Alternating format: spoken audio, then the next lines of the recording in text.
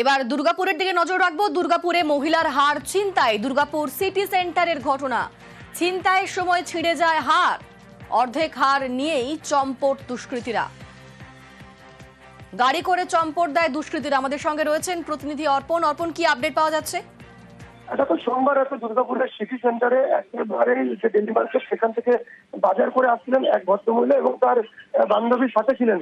সেই মুহূর্তে 4 চাকা গাড়িতে করে 4 জন আছেন এবং তারা হার ছিনতাইয়ের উদ্দেশ্যে আছেন এবং মহিলার চুলের মুঠি ধরে তারা হার ছিনতাই করে নিয়ে যাওয়ার চেষ্টা করে, যদিও কিছুটা অংশ তারা নিয়ে যেতে পেরেছে দুষ্কৃতীরা এবং একজনকে ধরে ফেলে, কারণ তারা সেই মুহূর্তে চিৎকার করে এবং প্রতিবেশীরা এবং তার মহিলার বন্ধুর সাহায্যে একজনকে ধরে ফেলে, তারপর পুলিশের তুলে দেয়। কিন্তু বাকি যে 3 জন তারা 4 চাকা গাড়িতে করে আসে সেটা জানা যাচ্ছে এবং বর্ধমান থেকে তারা এসছে এমনটাই পুলিশ সূত্রে জানা যাচ্ছে।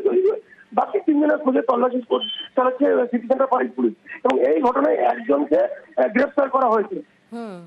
বেশ, ধন্যবাদ। চেন ছিল আমার, ওরা অনেকক্ষণ থেকে নাকি আমাকে ফলো করেছে।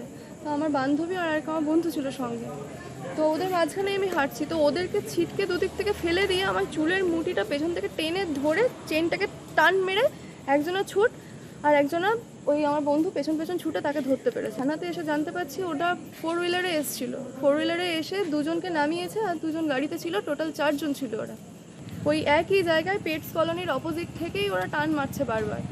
আজকে একটা শহর এলাকা তো মানুষের সেফ নেই। বাজারের লোকরা আজকে ছিল বলে তাই ওকে ধরতে পেরে গেছে, আর আমার বন্ধু ছিল বলে তাই, নইলে তো আমার চেনটাও চলে যেত ওদের সাথে সাথে।